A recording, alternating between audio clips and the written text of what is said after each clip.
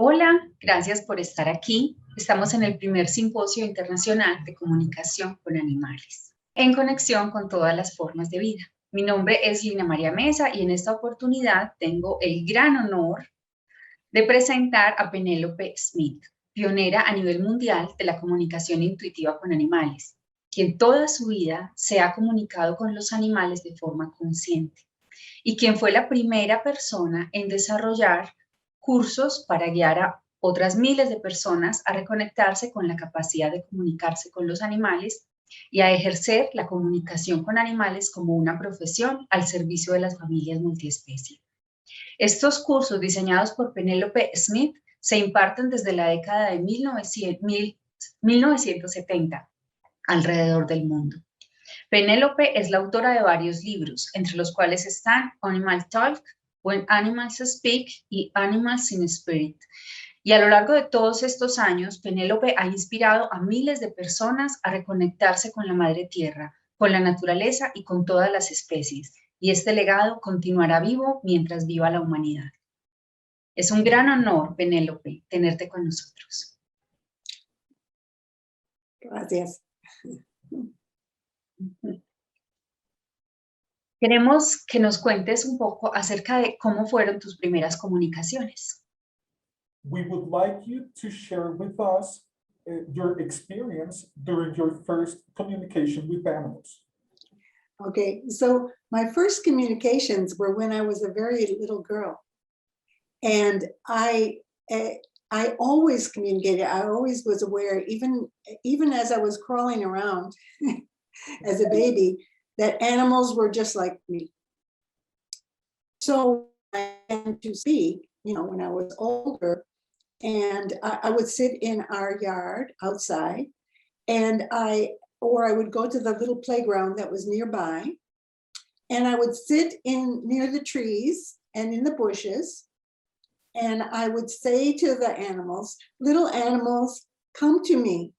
Don't be afraid of me. I won't hurt you. I'm not like other people who throw things at you or do things to you. I won't hurt you. So I would sit and wait. And the birds would come down, and they would come down and they would sit right on the ground near me because I was sitting on the ground. Insects would come along, and I would just talk to them. And I would tell them how beautiful they were and how much I loved them. And I would feel their feelings and their thoughts, and they would look at me and wonder about me. And I would just tell them about my life, and they would tell me about their life. And so we had regular conversations. To me, it was very natural. And actually, this is how animal communication is. It's a very natural thing. It's not something unusual. It's just that people lose it. They get told that it's just their imagination, that it doesn't exist, that it's nonsense, or they're just making it up. And so then they start to lose it. And I never thought when I was a child that, I'm going to be an animal communicator, of course, and when I grow up. I always wanted to help people, though. I was always very aware spiritually. And I was aware that all of us were spirits. We just had different forms. We had different bodies. And I was also aware that other people were not aware that they were spirits, that they were spiritual beings. So I felt that people needed help. And I felt from when I was a little girl that my mission in life was to help people to wake up, to realize that they were spirits, that all of us were spiritual beings. And it shows in the word animal. We're all animals. And anima means soul, spirit, breath, air, life.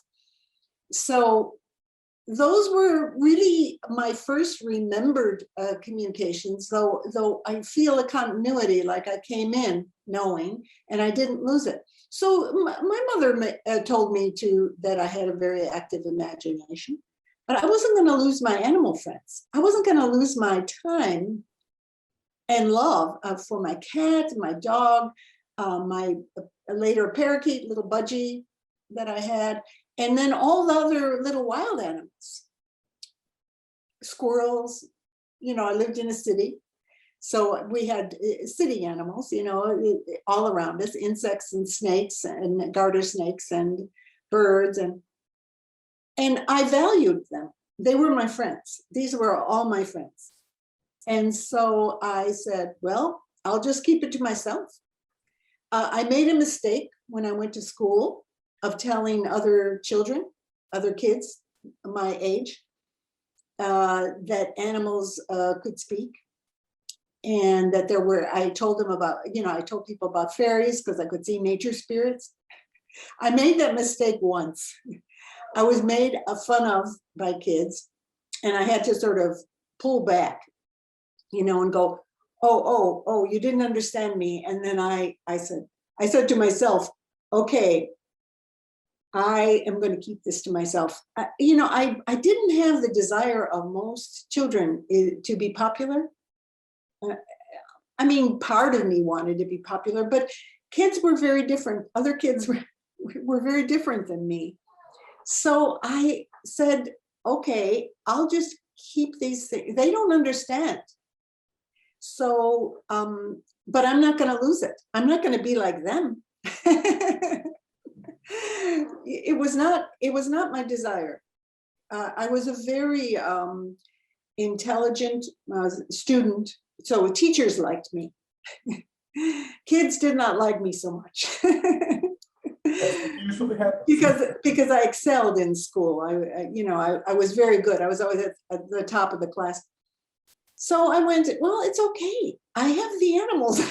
I have lots of friends.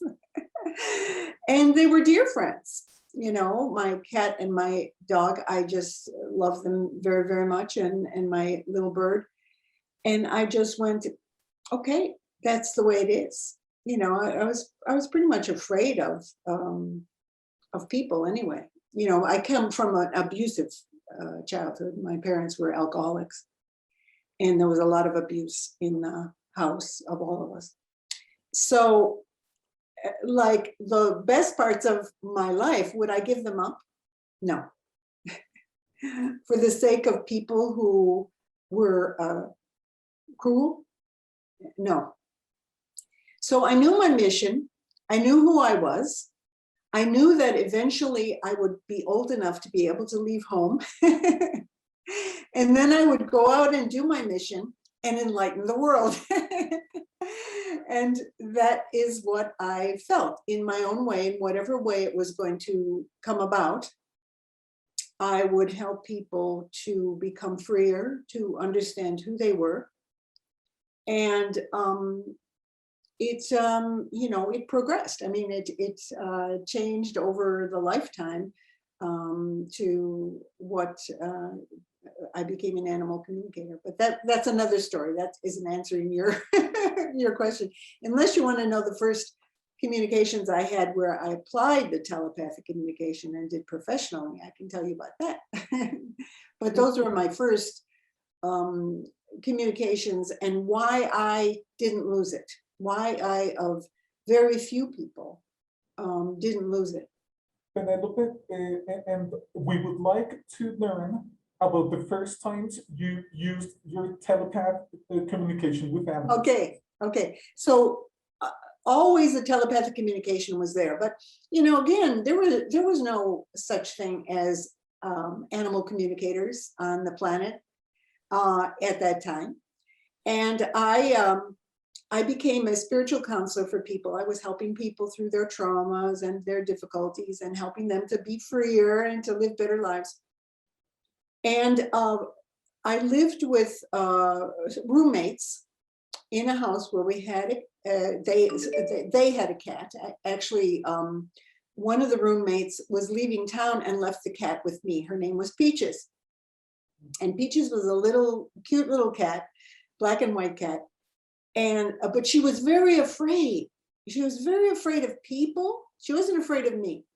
And she cuddled up with me, and we were friends. Because I always know how to communicate with animals, and tell them you don't have to be afraid. I'll be fine with you. You do what you want. And so she would come to me. But she also was afraid of other cats. And I let her out. You know, she used to go out when she wanted to and come back in. And of course, I was away counseling during the day, and then I'd come back and let her in. And one day she came back and she had a big cut on her back. She was bitten on her back. She was all torn open. So I cleansed it and put some herbs on it, some salve, and thought, well, okay, it's going to heal. She got into some sort of fight with other cats, which is what I could see. I could see she was afraid of other cats, so they ran after her. And one cat jumped on her and bit her. Mm-hmm. Well, no matter what I did to try to heal the wound, she would scratch it open. So the wound that started out maybe an inch got bigger and bigger on her back, and then her hair started falling out. Mm-hmm.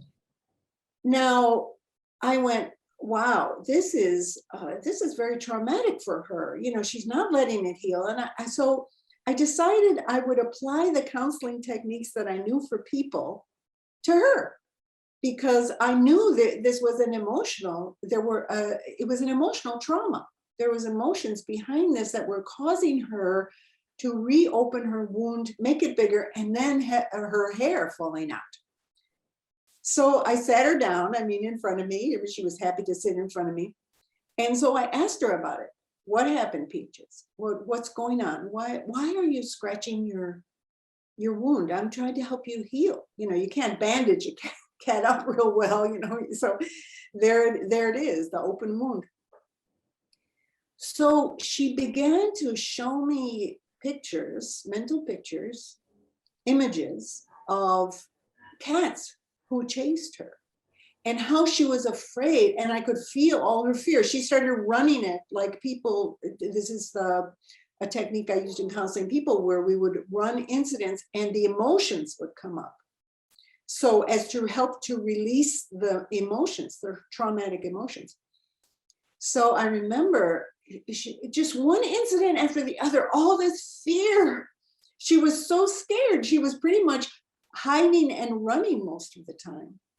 And then when this happened, of course, it was painful, and she screamed. And so we ran through this, and we ran through her whole life of traumatic, fearful times that she had. It went earlier, before she was with me. And why she was so fearful was initially that she was a tiny cat. She was a small cat, and she'd been jumped on. So then she went to sleep. We had our session. It was probably around a half an hour. And I tell about this in my book, Animal Talk. And she went to sleep. And by the next day, this is quite amazing, this big wound in her back started to close over. And instead of her scratching the scab open again, it started to heal, and she didn't scratch it anymore. She stopped scratching. Yeah, she didn't scratch it anymore, and she was so much calmer. So within a week, it was very fast. I remember how fast all this happened. Her wound was closed, and her hair started growing back in. She had lost quite a lot of hair on her back, and it started growing back in. But the most amazing thing was that Peaches was like a different cat. She no longer was afraid of other people. She didn't run away from my roommates. In fact, my roommate said, do you have a different cat? Is that a different cat? I said, no, that's Peaches. He said, what happened? She was all bloody. And what happened to her? And she always ran away from us when we came home. And so I told him that I did counseling with her. Well, these were people that also worked at the same place I did. So they knew of spiritual counseling. So I explained to them that animals are, spiritual beings too, and to communicate. And they were pretty open people. And this was in the early 70s. And they were spiritual people. And so they accepted it and they saw the difference. They went, wow, she's like a different kid. She went into their laps. She never went into anybody's lap. So she went into people's laps. She was very confident, and no longer did cats chase her anymore. She would go outside and she wasn't afraid of them. So she didn't attract it anymore. The cats didn't bully up on her anymore. They didn't go after her. And she was just a happy cat. I mean, this is one session. So I went, wow, what does it take for people to have this kind of result? Well, I had counseled people for many, many, many hours and many different people. And people took a lot longer to release traumas, to release fears. They would go over things and they held on, where Peaches did not hold on at all. She just let go. She accepted the counseling. Her fears came up. I could feel them. She ran them and she let go. Okay, so I went, I'll just try this with other animals. So whenever people had any difficulties, I didn't think of it again as a career. I was just doing this because I could do it. And so people would, who had problems with animals, I said, well, let me see what I can do. And so I started working with people's animals. And again, result after result. I mean, we had people went, wow, they're so much better. And the people understood more, and it was a lot of fun. And so this went on for years. I would just do this on the side of my spiritual counseling practice. I also was teaching a dance and body movement and performing as a dancer. And, so I had a couple of professions going at the same time. So gradually, I was seeing so many people, and I went, I have to charge for this. This is taking up a lot of my time. And really, I'm getting such good results. I proved to myself that I could get very good results by communicating, listening, and talking to the people about what the animals had said, but also counseling animals, helping them through their fears and traumas, because they had the, fears and traumas just like people had. So then, after a while, I applied whatever I learned, because I was into nutrition for people. I became a nutritionist and a healer, body work for people, applied kinesiology. And I just applied everything I learned to animals. And I just found animals they got it so much faster than people. In other words, they were willing to heal. They didn't have the blocks. They didn't have this, all the defenses. They just relaxed. Over and over again, I had animals just go, and fall asleep. And then the results would happen. Whether they were asleep or awake, it didn't matter. We'd communicate. And so those were the first. This was the early 1970s. And then I started to speak on the radio. I started to do television programs. I did lots and lots of newspaper interviews. Remember, this is well before the internet. And so, then I did a lot of lectures, so people learned what it was about. And then people asked me, can you teach me how to do this? And, I will tell you, that flabbergasted me. The first time somebody asked me, can I teach you? I wanted to say, but I couldn't, because people thought they didn't know. I want to say there's nothing to learn. This is in you. You already, babies can do this. Anybody can do this. It's already in you. But I could say that, but people didn't feel that. They had blocks. So I looked at what blocks people had, and you have to realize that meditation was not a big thing at that time. It was just beginning in the 60s and 70s. And people were not into intuition. They were into left brain. They were into analytical thinking. So I went, okay, I gotta do this logically for people, because that's what they understand.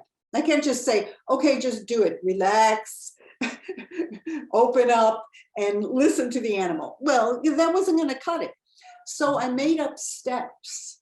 I went, okay, let's give them steps to do, things they can see, things they can visualize, things they can see it's going back and forth between them and the animal. So I made up some steps and I began to teach. And of course it refined over the years, and people became more aware. You know, as people became more aware, then I could get more open about what it really was, you know, more intuitive, more about meditation, more about centering yourself. You know, at that time, people wouldn't even know what you were talking about if you said things like that. You just had to, you know, picture it like bouncing balls, like communication. I would say, you know, like bounce it over to the animal and then you'll get something bouncing back. You know, I would try to make it physical and logical. And try to get them to picture it happening the same way as it does with people. But it was not exactly the same because it was all telepathic. Where with people, you still get telepathic, but you get the words ahead of the telepathy. Of course, telepathy is about the feeling behind the words and what's behind the word.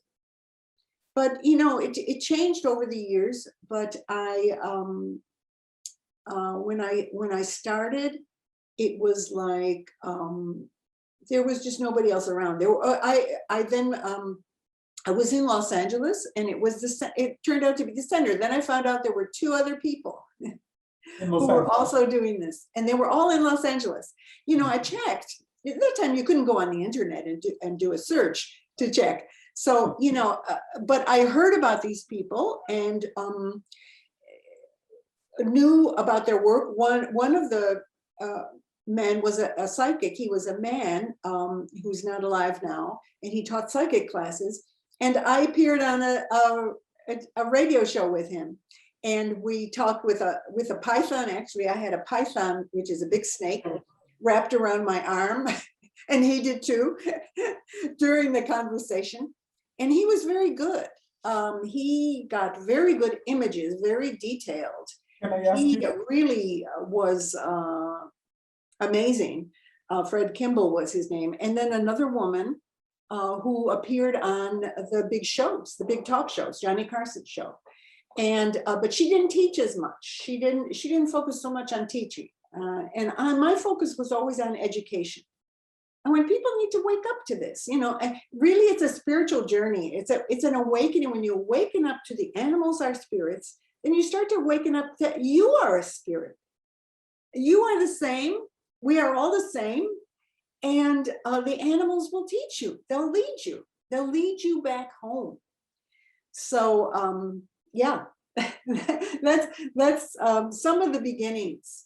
And I tried to check if there were other people around the world who were doing this, but the United States was really the leader in this, and California. It was all happening in California, of course. That's where it all started, in Los Angeles. We were all in the Los Angeles area. And they taught other people too, but I focused much more on teaching. So I really, for years, I was the biggest teacher of it. And then other people appeared, you know, gradually other people appeared. My students taught people too, and, you know, and away it went.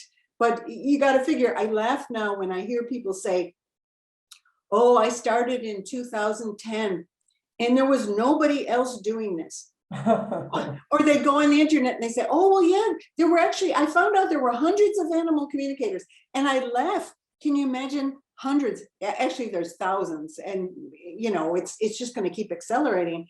I laugh. I said, can you imagine if there were only 2? If there were only 2 other than you in the world? You know, that's how it was in the early 1970s. And it was a very, very different world. And then, of course, as I taught people from other countries. They had to go back to their countries and teach. And in places like Latin America, different Latin American countries, or different European countries, where it was not as open to this as the United States was. And even the United States in the 70s, I mean, believe me, I had a lot of education to do, a lot of groundwork to do, a lot of people who were not only skeptical, but they made fun of you. And, you know, the same thing that happened to my poor students who I taught from other countries. They had to go back to their countries and try to teach, and they got the same thing.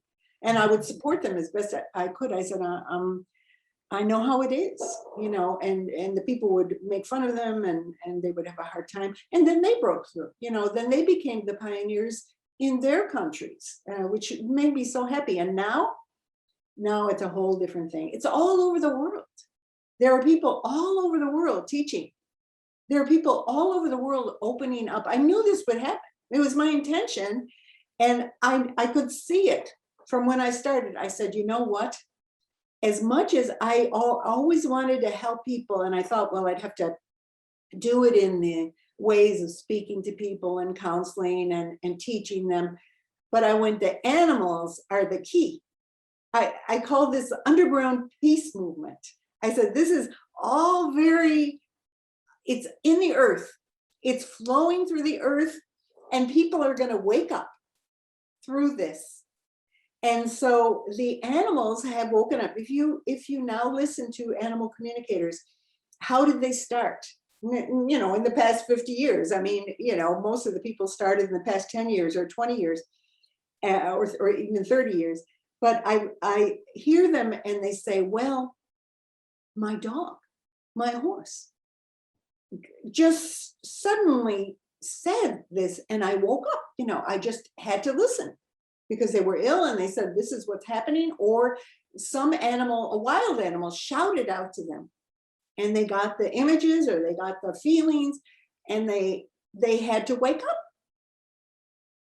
And then, of course, other people learn through my books, or they learn through other people's books, and they learn through other people's courses, which is the way it has to be. It keeps spreading and spreading. And now I listen to people at summits where people gather, who are all kinds of animal communicators and healers, and they're all talking like me, what I've been teaching all these years. And I'm so happy, because when people are experienced, it's not just because I taught, it's because as people do this and they experience, they all start talking the same, because it's all the same truths. The animals will teach them. The same compassion comes across from the animals.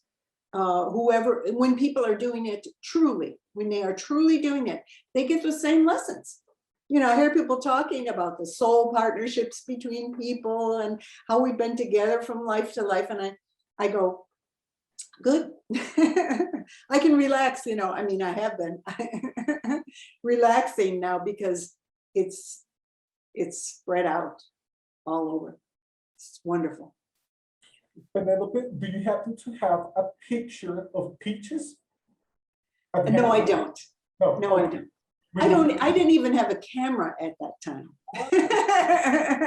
I never took pictures. I was not one to take photos or collect photos. I didn't have a camera till much later. I let other people take pictures. No, Peaches was really cute. Can you imagine? They call them tuxedo cats. They're black and white, and they have this little white that's like a tuxedo. Okay. They look like they have a little uniform on, with the little white paws and the black and white face. Oh, she was cute as can be. Cute as can be. Oh, she was. Lina María. Ok, gracias, Penélope. ¿Qué podrías recomendarle a los adultos de este momento para que los niños no pierdan esa capacidad de comunicarse con los animales? What would you recommend to the adults of today so that they can help the children preserve their ability to communicate with animals? First of all, listen to the children. Just as people have to be taught to listen to animals, people often don't listen to children. Now, that's all changing too. I mean, children are more respected now than they used to be. They're not just beaten and told to shut up because they're a child. But really, you need to listen to children. Children already know.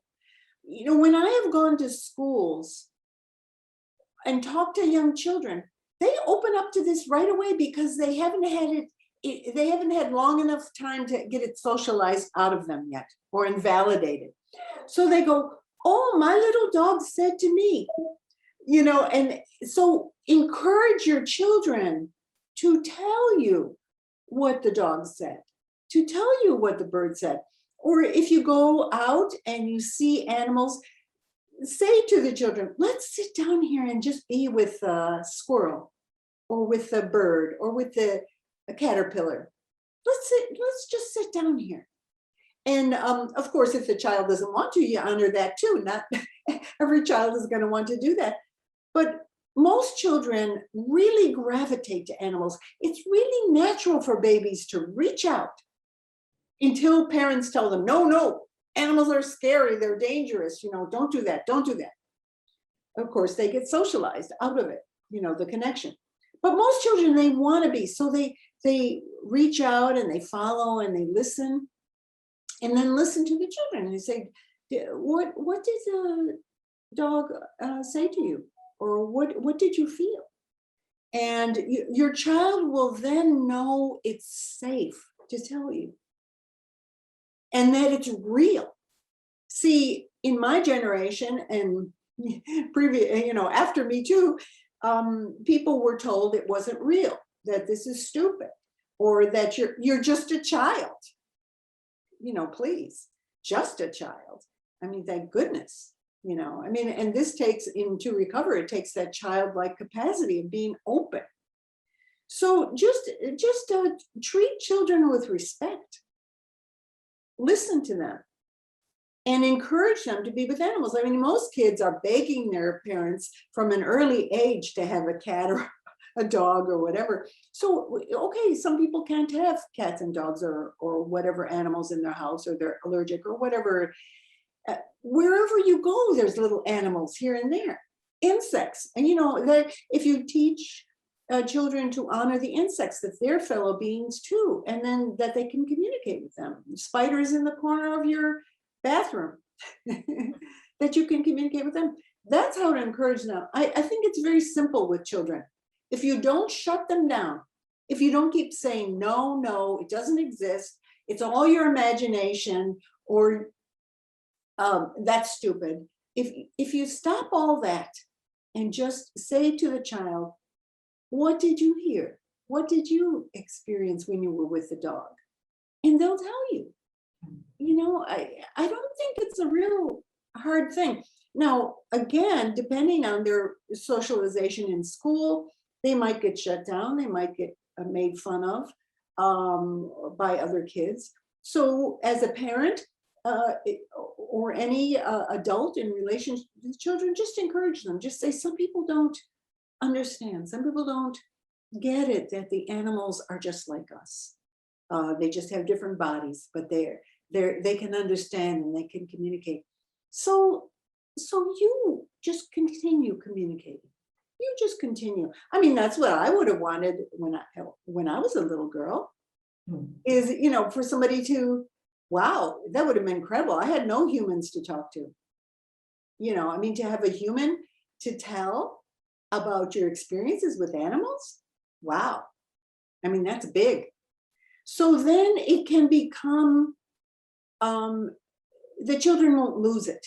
If their parents encourage them, if the adults that matter to them encourage them, children won't lose it. And if they do lose it through their socialization, where they get into words are the only thing, human words are the only thing, there's nothing else.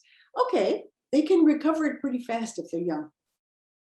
If you can just encourage them, or if they fall in love with an animal, they're going to want to know, what is he saying? What does he want? And you say, well, let's sit here and let's just ask our dog, what does he want? What does he feel? And let's just listen. And pretty soon that the child will remember. They'll remember. For adults, it can be harder. It depends, on the person, how much they have blocked themselves, how much they have shut themselves down, how much they've gotten into their heads instead of their whole bodies. So that's I think that answers your question. And for example, about the adults, there's definitely a spiritual connection with animals. Many adults can have a better relationship with animals than other people, and the animal connects with them easier than with other adults. And I Yes. believe it's because they are not completely plugged, as you say. And for example, for adults that have that kind of ease when having a relationship with an animal, is it possible to recover the capacity to communicate with them? Yes. It's actually usually pretty easy for people like that, animal lovers, Animal lovers. and Yeah. people that animals just come to them, you know, they welcome animals. Well, I've dealt with many people like that over the years who didn't think they had that ability. They didn't know that they were already communicating. And, you know, I have it all in my courses on my website, tips on how to remember, on how, what it looks like. You know, people don't realize what it feels like because nobody has taught them. So these kind of natural people with animals, you know, you just hang out with them a little bit and you'll find out they're already getting their thoughts and feelings of the animals. You just have to kind of get it out of them. You know, well, how do you think he's feeling right now? And then the person will start to tell you, well, this is what happens with him. You know, so, but once they discover how animal communication works, then they realize they've been doing it. And part of my training, when I trained people in the basic course, and, you know, I have my basic course CDs, is to have people remember times when they could understand, remember times when they could get the feelings of animals. And it's amazing how people who had forgotten all about that start to remember, oh, I did get the intention of that horse. I did understand what my cat wanted. And then it starts rolling. And then I always have them pay attention to how does it feel? How is it working for you? How did you get that? And they go, well, I got it through images, or I got it through thoughts, words. I got it through my body. I could feel what they were feeling in my body. And then they start to discover how it works for them. You know, that's the path, that's the journey. Okay. Gracias, Penélope. ¿Qué le recomiendas, qué más le recomiendas a quienes están comenzando este camino en la comunicación con los animales? What else would you recommend to people that is beginning to transit through the road of communication with animals? Well, first, people have to realize that they already have it. It's not something they're going to get from the outside. It's something that they're going to open up from the inside and remember again. So first, people have to slow down. You know, our culture is made, our society is made for people to speed up. They're always watching little screens. They're always doing this. They talk about multitasking. You know, people are constantly going from one thing to the next. Well, this is the opposite of that. You have to learn to be quiet, to learn to sit. Follow the example of the animals. Learn from your cat. Cats meditate all the time. All animals do. They sit quiet, alert, aware of their environment. Do the same thing. The other thing that people get, because of the sped up nature of our culture, people get very ungrounded. They don't feel the earth around them anymore. They don't feel their own bodies. So you have to get back down to the earth. Feel your feet on the ground. Feel your body on the ground. Sit out in nature. Sit in your backyard. Doesn't matter where it is. It doesn't matter if it's in a city. It doesn't matter. Just sit and feel the earth. Make time. See, the more you make time for it, the more the magic will happen. Then observe animals. Just sit quietly and observe. Notice everything you can about them. And soon you'll find that you understand them. You'll start to go, you know, I feel like this little squirrel is really concerned. Winter is coming and he's got to get food. You know, I can feel he's really concerned about it. Okay, so then acknowledge whatever you get. Say yes to it. Say, okay, that's what I got. I got that from the squirrel. Okay, practice with animals you don't know and you know nothing about. Just sit with them and see if you can open your body, open your heart, open yourself to feeling what they feel. Get into their paws, their wings, their whatever they have. Start to feel what it's like to be them. And that's how you start. And it becomes a day-to-day thing. A day-to-day practice of getting quiet, observing, opening, not blocking and invalidating yourself, not saying, no, I can't do this, I can't do. No, just say, okay, I can sit here, I can be with the animal, and I love them. Acknowledge your feelings. I love them, and I want to learn from them. And so you can ask the animals too. So you see this little spider, and you say, can you teach me? I want to learn. I want to learn to get your feelings, your messages, your thoughts. Can you teach me? The spider will stop. The little lizard, whoever it is that you're sitting with in the park, will stop. Generally, as long as you're quiet and they can feel that you're not going to hurt them, and they'll teach you. So you can ask them. Start with simple questions like, well, what is your day like? What do you do all day? And so the spider then shows you, well, I go up into this tree here. This is my home. And I make a web. And I feed myself. And then I make babies. I have eggs. And I have to take care of all the little babies that come out. and they'll just tell you about their life. So you start to see pictures. Maybe that will be the way it comes across to you. You'll see sort of like little photos. Or you might get just their feeling, the sensation of climbing up the tree and spinning a web. You feel very different in your own body.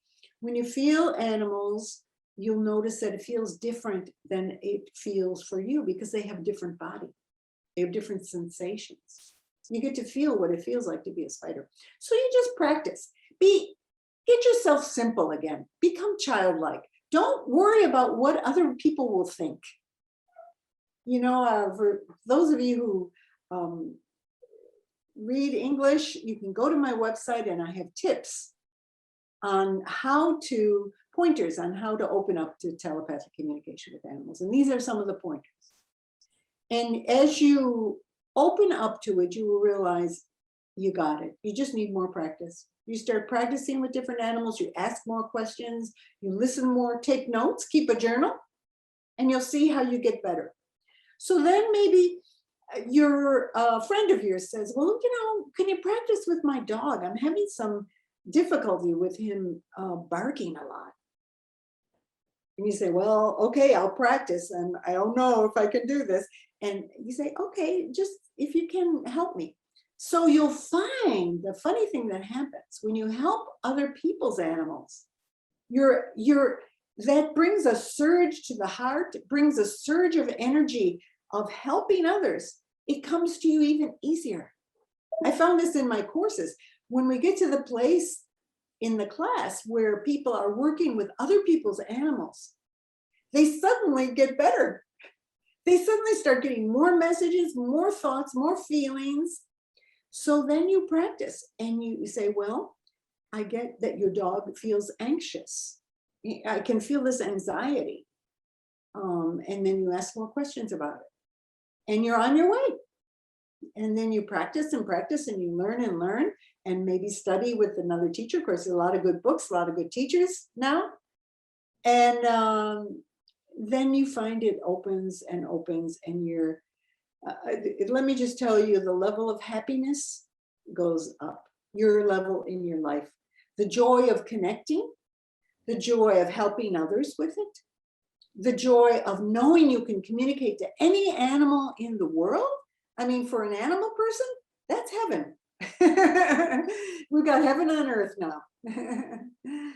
And you have lots of friends, billions and billions of friends of other species. And it doesn't matter what their species, you have now the tools, the ability to open and learn about their life from them. You don't have to read about it in books. You can learn it directly from the masters, from the animals themselves. Beautiful. And Penelope, are your books available in Spanish, for example? They were available in Spanish. Okay. They are not now. They're out of publication. One of my students, who is a wonderful teacher in Mexico, has translated some of my work. So if I can give that information to you later. And people can connect with her. And she also teaches in South America too. She's gone to Colombia and other countries in Latin America. And so she has translated a lot of different things, and she's a wonderful teacher herself. So she can help you. I can give that information to you later. Oh, thanks a lot. Lina María, ¿tienes alguna otra pregunta que quieras hacer? Mira, gracias, Penélope. ¿Cómo crees que en este momento la comunicación con animales puede contribuir a este momento específico de la Tierra? Penelope, how do you think that communicating with animals is going to help humanity in this special moment we are living through with the pandemic and all the problems? I think it's crucial. It's crucial at this time because people realize that humans are on the path of destroying the entire planet, poisoning themselves, poisoning all the other life on the planet. And many, many people are waking up to that we need to reconnect with nature. Now, there's also been a spiritual awakening of people for over the years. I mean, since the 60s and 70s, but particularly through the 80s, 90s, etc. As we go on, more and more people are waking up spiritually, are discovering that they are a spiritual being, that they have a spiritual path. So the animals it all dovetails in here, both awakening people who have no idea that they are spiritual beings, but they want to connect back with nature because they realize they're dying. They're dying of all sorts of diseases, from all sorts of poisons in the environment, in the foods, in the processed food, the denatured food. And many people are waking up to that. Now, along with that is a spiritual awakening, and the animals come right in, they say, I'll help you with both. I'll help you with reconnecting to all of life, that you are a part of nature, that you are a part of me. Whether I'm a dog, cat, human, elephant, doesn't matter, that you are part of me, that we are part of each other. And frankly, if we don't reconnect with nature, we are pretty much, we've ruined it. We've ruined it. I mean, the disasters that are already happening, I mean, well, the disasters on this planet, climate disasters, are due to people's ignorance, are due to people's treating the rest of the world as if it's a thing. And so animal communication, as it's in the past 50 years, as it's come up and up and up and spread out, is one of the best, I think one of the best ways to get people back to knowing what life is about, who we are, and how we're all a part of each other, and we're part of this great living planet, that everything is alive. Everything communicates. The native peoples have said this for years. The indigenous peoples have said, everything is alive, everything communicates. Well, yes.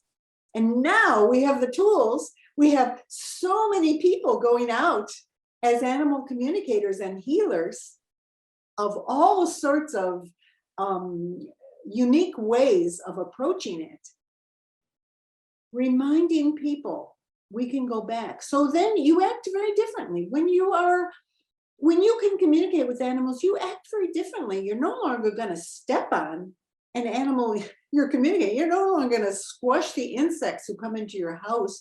You're no longer going to kill the snakes. You know, many people will stop eating farmed animals. So you take a completely different approach to life. You no longer treat animals as things. And if you no longer treat them as things, you can't treat the planet as a thing. You can't treat the trees as things, the waters, the air. Of course, the lesson that people, the hard lesson is that if they do that long enough, they'll all die. But now we have a way to come back to life. This is a great part of it.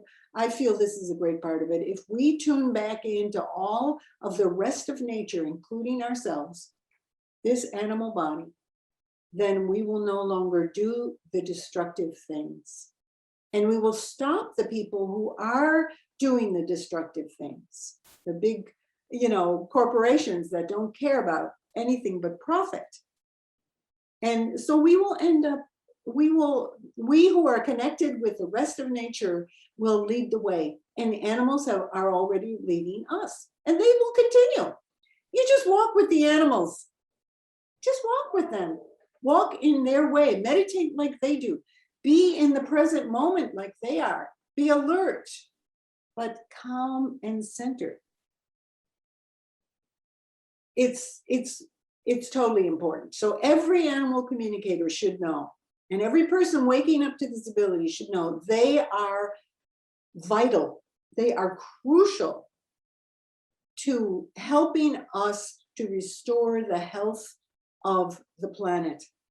All the animals, the plants, the earth, the soil, everything. They are crucial to it. We are all in it for the sake of really all of us. Mother Earth and every animal, every human, every plant, we are helping by our part, by doing our part in communicating. It's a beautiful thing. It's the best. Thank you, Penélope. Ana María, ¿tienes otra pregunta? Sí, Penélope, ¿quisieras compartir algunos de los mensajes más significativos que has recibido de animales? Penélope, would you like to share with us some of the most important messages that you have received from animals? Yes, I have received, of course, lots and lots of messages. At the turn of the century, at the millennium, just before 2000, I was asked by this animal magazine if the animals had messages for us, for humankind. And, you know, I don't remember if they gave me the animals to pick out or I just let animals come to me now. But I got lots of different animals coming and lots of different messages, but I will give you, if you want more than this, I'll give you more, but I'm going to give you two that I feel really, but there's many more. I mean, I got cat, dog, parrot, tiger, you name it. But I want to do elephant and whale because the elephants are like the whales of the land. And these are beings that have a very big purpose to keep things in balance. They have a very high degree of consciousness. Whales, I regard as our highest teachers on this planet. So I'm going to give you the elephant message and the whale message. And I'm going to read them. I haven't memorized them, so I will read them. And these were, again, delivered just before the turn of the century, just before 2000. And this is from Elephant. I am called the great toothless one. I am the old bull elephant that holds the ancient graveyard of all elephants. I am here in form and in spirit, holding the grace of elephant on the earth. We are the keepers of ancient records. We are the keepers of the bones of all beings. We hold the history of all kind including humankind, in our bones. Our feet are heavy on the earth to feel the sound, the imprint that goes through the whole earth. We hold the vibration and rhythm of Mother Earth's breath and heartbeat in our bones. You ask for a message. I will speak to you. First, you must hear the beating of your own heart. Listen now to your own heartbeat. Synchronize with the beat of the great Mother Earth under our feet. Listen to it now. This is the only message that I have for you, humankind, as one being and as individuals. We elephants send the deep sound rumbling through the earth to communicate and honor the great heartbeat of the mother. All information about who we are and who walks on the earth is held in the sound and transmitted through the bone. Feel the wisdom of the sound traveling in your own bones. Feel the heart beating as one sound traveling through the earth. We are the keepers of the ancient knowledge stored in the sounds of the heartbeat of every being that walks on the earth. Honor us. Honor yourselves. Honor every being, for each is needed to complete the tapestry of life on earth. Humans, hear your own heartbeat. Feel the heart songs of the whole earth. This is all we ask. It's beautiful. Yeah. It's beautiful. It's what you said. They are calling us to reconnect with Earth. Yes. To stop the accelerated lives that we follow every day, and to reconnect with us and with nature. It was amazing. With the heartbeat of the earth, and feeling it through your heart, through your bones. And when you start to do this, this is one thing that people can follow. Do this as a meditation. You will start to feel vibrations that they're sending through the earth. You'll feel it in your own bones. This is the magic. And we are the keepers of the heartbeat of every living thing that walks on earth. It's amazing. Isn't it? It And you is. see, this is why ancient peoples, indigenous peoples, they honored the animals. Mhm. You know, Westerners will say, well, they worshiped them, they regarded them as gods. They saw who they were, that they were spiritual beings holding the balance on the earth for all of us, and that humans needed animals more than anything in order to be supported. You know, people go, you know, there's a pyramid and humans are on the top. Well, humans are only there because animals are supporting them. Without all the animals underneath, humans fall down. I mean, that's what the pyramid is about, not superiority. It's about that we need the support of every life form below to hold in the earth. Mhm. So it's big. It's big. That's why I say this may start out with, on your animal communication, that you just want to hear what your dog, what food they like.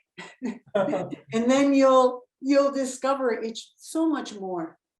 And those things are important. Those day-to-day things are very important.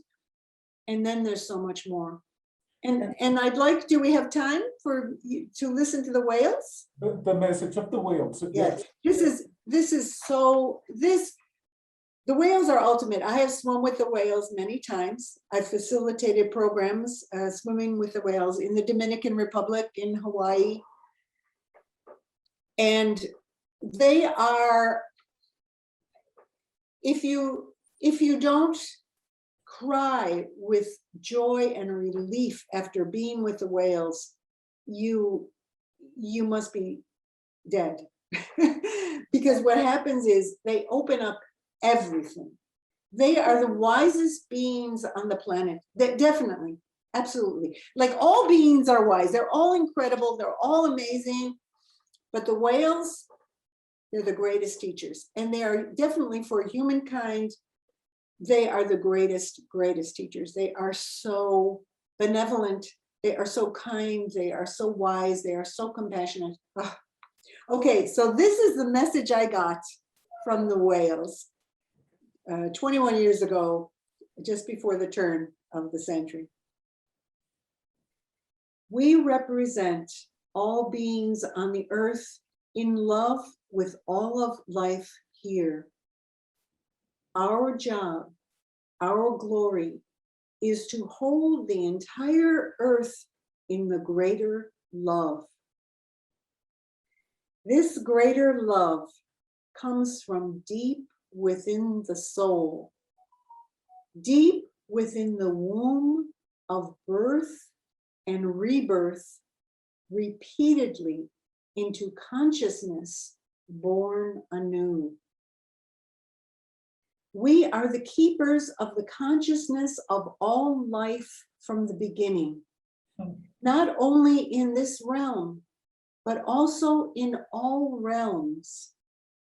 We hold the history of Earth and all Earths, all planets, all stars, all suns within our waters.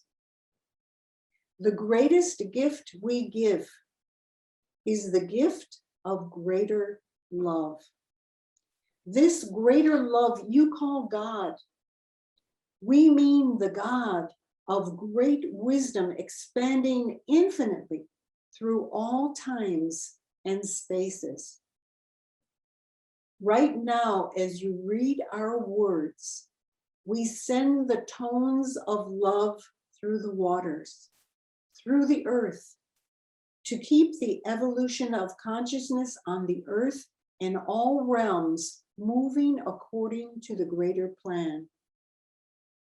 We are not who we appear to be in form. We are great beings whom you admire and feel are full of love, charm, and grace as we move through the waters. But we, like you, are much greater than the form. We dwell in all universes, in all realms, simultaneously and consciously. This is the great mystery. This is the seed of the great love. Right now, we are at a time on the earth where the great love is coming into a new form in the heart of all beings that care. We care, and among you are many who care. By caring, we mean feeling the sharing of life in all forms, in all dimensions, in all consciousness. All life is conscious. Every form of being is conscious.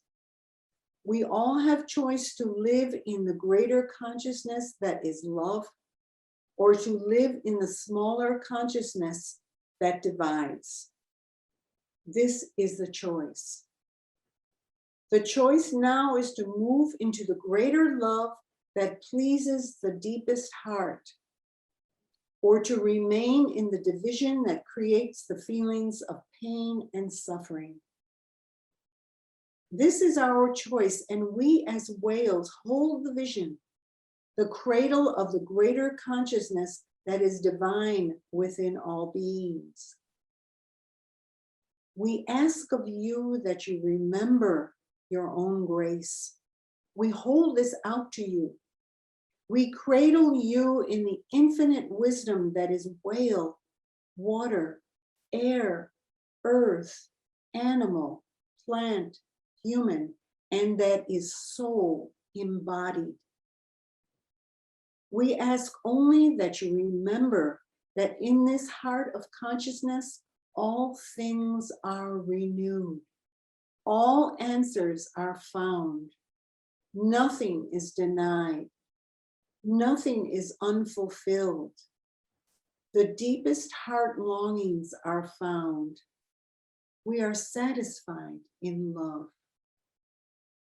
Love, the greater love.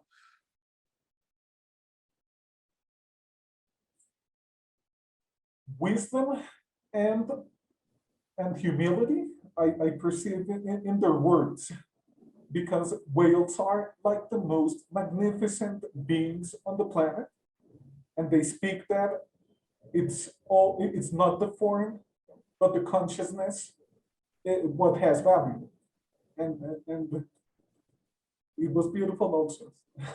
Let me just tell you that when I got this message, and she was transcribing as I was getting it. I remember now, this has been a while since we did this. I just gave the message she asked and I just gave it. So she was recording it. So this is how those last words came out. They got deeper. The whales were talking to me, were communicating, and they went, the deepest heart longings are found. We're satisfied in love. And this is how they said the last words. Love, the greater love. And they repeated it and got deeper and deeper. Love, the greater love. Love, the greater love. And it just got more whale-like, deeper and deeper. I felt like when I was transmitting this, they were transmitting it through me and I was giving it out, that I was in the water and the sound was going deeper and deeper. So my voice got deeper and deeper. Now I have to tell you a funny thing that happened. Now I remember after this is that the delivery man came to the house. The knocked at the door right after I finished. So I was in this altered state. I was in this state of, I was just with the whales and I was love, the greater love. So I walked to the door. I opened the door and I said to the man, Love, the greater love. I said, love, the greater love. Now this is California. So he didn't freak out and run away. He just kind of looked at me. And so I explained to him what happened. And I said I was kind of in a trance when you came. And this is the message I got. And he actually thought it was beautiful.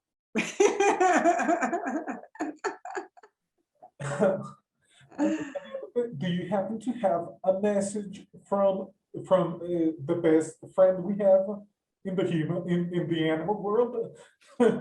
From dogs? Our buddies. Do you want one from dogs? Since I've got dogs and cats. Yes. Yes. Okay, let's give you the one from dogs because that's who you're asking for here. It's absolutely beautiful. I mean, all these messages that I got at the millennium, and again, I tell people when you're really listening and the animal comes in as an oversoul, oftentimes they'll come in as a representative of the species, and they come in, there's no way you can change what you're getting. So she just recorded it and took it down and gave me back the transcript. Because sometimes when I'm getting messages, I'll be typing it out, and I sit there with my eyes closed and hope my fingers hit the right keys. And I go, type the message out. But these, fortunately, she recorded them and wrote them out. So these were the original messages. The only thing I will change is if the grammar doesn't make any sense. I'll make it a little bit clearer. But I won't, I'll feel if it's okay to change it or if it's not okay, because I won't change the meaning of it. I won't interject my thoughts. Okay, here's dog. I am domesticated dog, friend of humankind from the beginning of time. You may think that you have a past with us that extends for only a certain amount of your history, but no. It was decided when we came into form that we would be your friends. We would be the ones who reminded you in so many ways by our service that you too are a soul of service on the earth. No one who lives here can live without serving another. It is our fulfillment to serve you, humankind. We feel so in love with ourselves when we serve. From the beginning of time, we decided to be with you and to love and move with you in all shapes and forms. We are not unlike our wild cousins, the wolves, foxes, and other dogs, yet we are very different too. We have agreed to make ourselves small to live in your home. We make ourselves large to live in your fields and guard your sheep and other flocks. We have made ourselves tiny to put ourselves in your hands. We are all the same, whether we are the ones who serve with open hearts, whether we are hunters or workers or the tiny dogs who licks your faces. We are full of the love of service, and it is our task to remind you that the greatest love comes when you give to another. We feel this wholeheartedly in our beings. We feel it in every cell. Our hearts beat to love, to give, and to serve. What we ask of humankind is for you to remember that this is what life is about for you, to love, to serve, and to remember that you are souls of love and service on the earth. We see so clearly our roles to serve you in your role as caretaker of the earth, of all the species. You have the hands, the feet, the eyes, and the brains. You have the heart of a caretaker of the garden of the earth and all the species. So we give our hearts and our loyalty to you to serve the great service that you serve. We feel our role in the great circle is to be with you in all our aspects, in all our forms, from tiny little dogs to great guard dogs. All of us have our function. All of us love who we are. Can you love us as we love you? Can you love as we love? All we want to do is to spread the love that we give into your hearts so deeply that you feel the strength of your own function on the earth. For you are the ones who walk over the earth, giving and receiving the love of all creatures. You are the ones we stand and sit next to and love wholeheartedly, for we are in love with humankind. We are in the greater love of all beings because of our service and devotion. So remember us, for we are your reminders of the deepest, sweetest love that is within your hearts. Take care, humankind, of all the creatures on the earth. Take care of the plants, the soil, the dogs, the cats, the birds, and all the beings on the earth that love you and love us all. Care for us. Care for all beings. We care for you. It's beautiful. Isn't it amazing? It's amazing. Our dog friends. Oh, they're so amazing. They are love in essence. Dogs, they are in love. They are like the manifestation of love on earth. Yeah, and pure devotion, as they say in this message, to remind us that service is the way. Devotion is the way, service to others. And it's amazing the part where they tell us that they love us and serve us so that we can remember that we, as caretakers of all the animals on the planet, we must love them and serve them as well. It's like they are the reminders, the bell ringing that what do to others what I give to you. Something like that. Yeah. That it was a beautiful message. Yeah. And Grumpy Cat. Oh, The cats aren't grumpy. Okay. Okay, well, listen to Cat. Since most of us live with dogs and cats, we don't live with whales and elephants usually. So we have to hear from Cat. Realize I haven't read these in a long time, so I'm reading them again and I'm getting very moved by them. Yeah, me too. Here's from Cat. We have come to you, humankind, to be your friends. We have come to show you how we live lightly, how to live lightly on the earth, to dance, sing, play, and nap. It is so important to rest and feel the integrity of yourself, both in your movement and in your non-movement. We are the masters of movement and non-movement. Learn from us. Learn from our dance. We play with the butterflies, birds, mice, and all the creatures from large to tiny. We love them all. We love and live in lightness. We would like to open you to your own nature. Your own nature is part of our nature, and this is why we dwell with you. We have our playful side, and we have our intense hunter side. We are blood creatures and are not afraid of blood. It is part of life. It is part of death.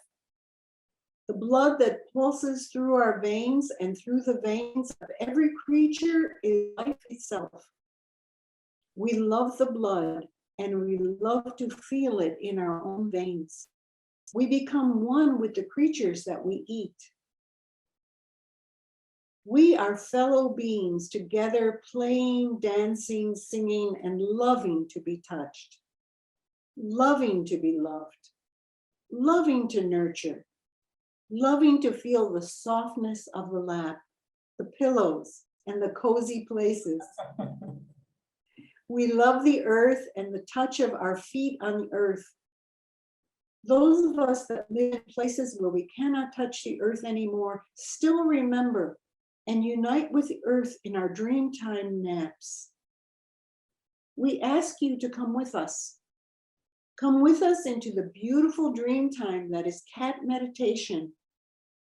Our dream time is holding of the energies of earth in softness, in sweetness, in love, in sensuousness. We feel our bodies as warm, loving vessels for our divinity. Sometimes we are demanding. We have to have our own way. We are cat. We have dignity. We demonstrate to you how to be clear. We call it exactly as it is. When we want something, we tell you. You love us because we remind you of who you are. We remind you who you are in your love of comfort, love, nurturance, and touch. We love the touch of humankind. What we ask of you is that you let yourself be touched by our touch, that you let yourself be moved into sweetness and love of the comfort of closeness. Some of us have chosen to be very close to nurture you. Others of us have kept our wild nature and we show you our wildness. Remember that you too have all these aspects in yourself. Anything in us that you see that you do not love reflects the aspects in yourself that you do not accept. We are so close to you because we are your teachers, of course. We also learn from our relationship with you. We learn how we are a blend of both domestic and wild. We learn how to live with those that often do not know themselves. For we recognize that humans forget. And we cats have taken this upon ourselves to remind you with love, with our purrs, and with our warmth and softness. Treasure us, for we are cat. We have the comfort of knowing who we are as sweet souls here upon the earth, enjoying our lives with grace, beauty, and peace. All we ask is you enjoy life with us and that you settle into the comfort of being who you are, a composite being of body, mind, and soul. We all have the same elements in different combinations. We rejoice in our combination, which of course is so supreme. We love who we are. May we remind you to love who you are. For we are cat and have chosen to be a part of you. Thank you. Beautiful. And they teach us. I used to be a dog person, but in the past years, I learned to love and respect cats because they always do what they want. If they want to give us love, they are beautiful. They are like the most cute animal on the place. But when they want to cut the cuddling, they do it abruptly and they go their own way, and they are very independent, very wise. I respect them and I've learned to love them. And cats, with animal communication, they teach you the refinements of animal communication. So you have to be very sensitive to cats. You have to be sensitive to their feelings. They're not going to say, okay, whatever you do, I'm just going to stay here because I'm devoted to you. They go, well, you didn't get that. I had enough of your touching me. I was getting jumpy. And so I had to swat you. Yes. And so if you're doing telepathic communication, of course, you're being conscious and aware, and you suddenly feel as you're petting the cat, it's enough. It's enough. And so you don't get swatted, you don't have to. So cats will teach you to refine your presence, your being here, your listening.